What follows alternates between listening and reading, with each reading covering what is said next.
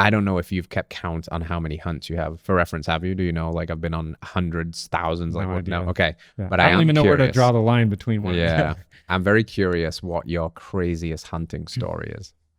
Craziest hunting story. In terms of like achievement I'm the most proud of, or just like thing that would kind of be like, whoa, that was nuts. Either or, whatever you feel compelled to share. Gnarliest, craziest, most like close call, whatever. I'll go like gnarliest. Let's go gnarly. If actually, I was just talking about it with some friends over a hunt this morning, but I would say it was like the most successful hunt I've ever been on. I was hunting in the West. I had an elk tag. Was bow hunting, and killing an elk with a bow on public land is a lifetime achievement. Mhm. I really believe that, you know, Mhm. and there's a lot of people that do it year after year, and those people are elite.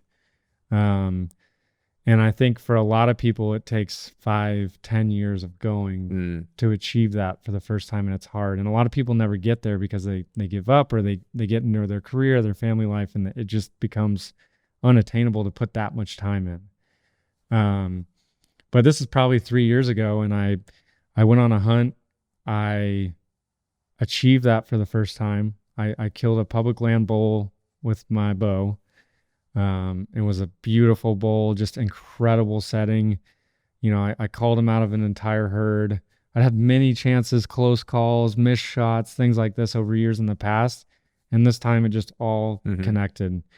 And the crazy thing about that hunt is this was my second time going to this area, and I felt so good. Like I was so close after the first year. The second year, it happened on the first morning. Literally the first morning of the season, like 30 minutes in. Oh, wow. I knew where I wanted to go. I had a really good feeling that those elk were going to be there. I had a local guy I'd kept in touch with who ran the pack station and horse station there. And I met up with him when I got there, and he was like, yeah, they're in there. Yeah. There's a big one. I bet you can get them. And like, that was like the culmination of years and years and years. And for a long time, you know, I'd done pronghorn hunting, antelope hunting, so I could do mule deer hunting. And then to me, it was like always about like the progression, right? I didn't think I could get into elk hunting when I was in high school or even in college or after college. I was like, I had to work up to it in my mind. And that was the goal for so long, right? Like there's so many people I meet who think like, oh, I'm going to get into hunting. I'm going to go elk hunting with my bow.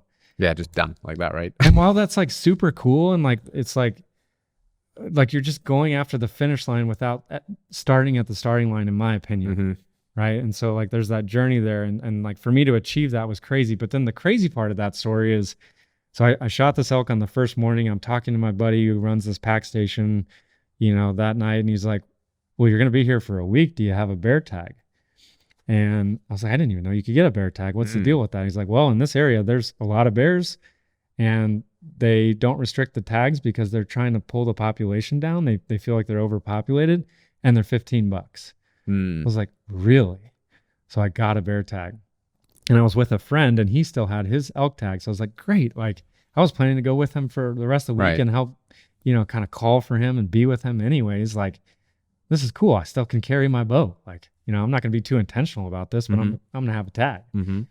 And so, you know, we're out, you know, in the middle of this mountain range, middle of the wilderness area, 5 days later, trying to get him an elk. And we split up on this morning, and because we weren't finding elk, you know, it was like, okay, you go over there, I'll go over here. If I see one, you know, we'll talk about it at lunch, and I'll bring you to where I found him.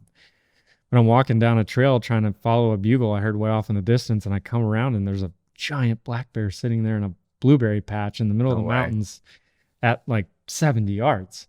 I'm like, oh my goodness, I have a bear tag.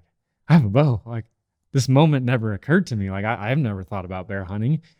And to make a long story really short, like the crazy part of the story is I ended up creeping in on this bear. I shot him. I put an arrow in him. I felt like it was a really good shot. He ran off down the mountain. I did the thing where you're supposed to do as a good bow hunter is wait an hour before you even start to look. Why is that? Why are you supposed to wait?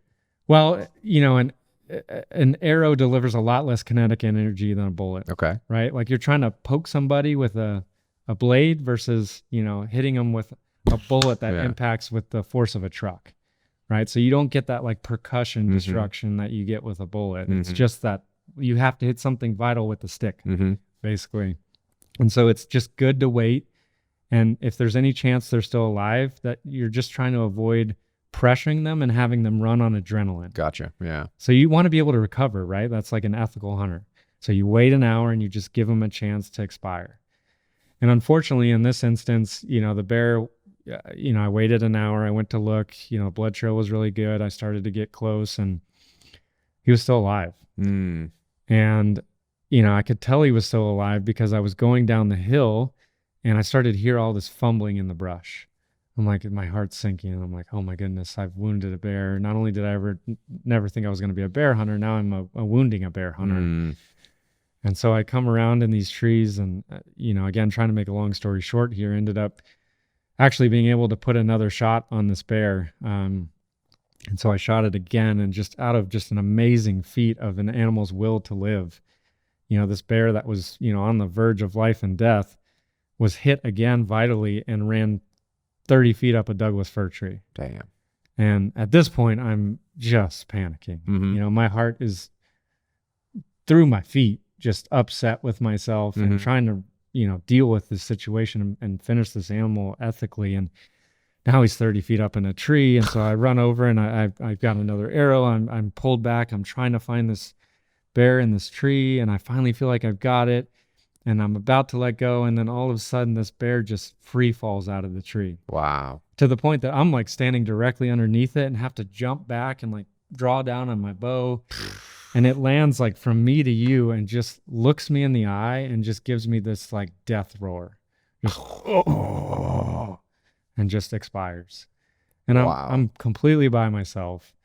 Like only an hour and a half into this whole idea of like hunting a bear. Right. Like I'd never seen myself in this situation. And here I am having just had this experience. I remember I couldn't even go touch the animal for like 30 minutes. I had to like take a walk, and just like, took my hat off.